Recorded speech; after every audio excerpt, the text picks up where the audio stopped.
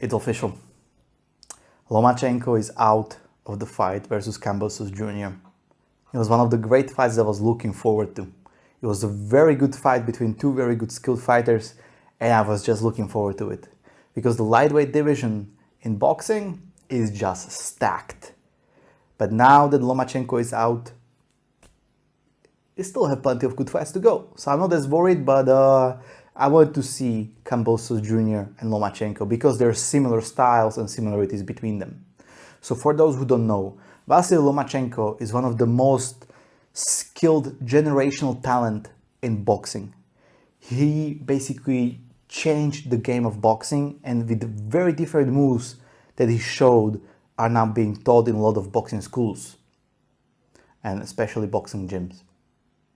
However, he lost to Teofimo Lopez. It was a very kind of weird decision. I think the Lomachenko did much more than the judges saw, but then Teofimo Lopez went on to face and defend his titles against Kambosos Jr., George Kambosos Jr., who is basically this guy who is descendant of Spartans and actual Spartans, the Greece that we know we were talking about. And Kambosos won. He dominated Teofimo Lopez. So now, how does the lightweight division look like? So why is it the big deal of defeating Lomachenko? Lomachenko is the first guy who made 4 of his opponents in a row to quit on the stool. Think about it. Boxers are tough motherfuckers. They don't quit.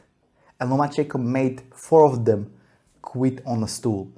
One of them was a 2-time Olympic gold medalist.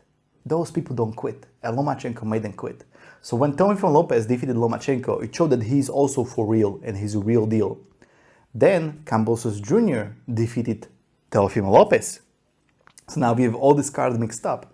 And Kambosos Jr. was supposed to face Lomachenko next, but the war broke out in Ukraine, and Lomachenko, to his credit and to his honor, enrolled into the territorial defense and fought and just went back home. Big props, big honor to him. But now that the fight was cancelled, it's not the bad news, because lightweight division is now rolled by these 4 horsemen. I call them 4 horsemen of the lightweight division.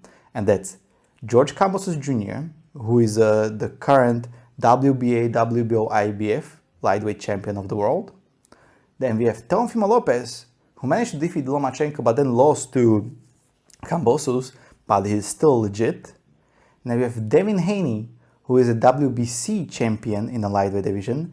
And then we have Gervonta Davis, who is basically just knocking people out in the smaller division where people don't really knock each other out.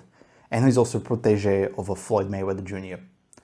And these 4 guys, besides Teofimo Lopez, are all undefeated. They have very good records, they faced solid opponents, and they are all in their mid-20s. This is the future of boxing. We have 4 guys who are really good. They are all in their mid-20s, in the relatively beginnings of their career, and they are all in the same division. And this is great. Now, Devin Haney is gonna face, or is supposed to face, Kambosos Jr. for unifying fight, because they will put all their bets on the line and see who can win that. I believe that's also yet another great fight. And Gervonta Davis has another fight soon in May, I believe. So what can happen next? Teofimo Lopez versus Gervonta Davis, or Gervonta Davis will fight the winner of Kambosos Jr. versus Devin Haney. And when Lomachenko, if hopefully, fingers crossed, Lomachenko comes back safe and healthy, the whole division is just mixed up, and I just fucking love it. So, there's George Kambosos Jr., the current champ, fighting another current champ in Devin Haney. Then, I believe the Gervonta Davis, and we also have Ryan Garcia in the mix, just down the line, don't forget about him. Gervonta Davis can fight the winner of Kambosos versus Heney. Then I believe Teofimo Lopez, I would put him literally into rematch versus Lomachenko later this year if Lomachenko comes back. That's also an amazing fight. But on the other hand, Eddie Hearn said that Joshua versus Usyk is not cancelled. That's all in the world of boxing.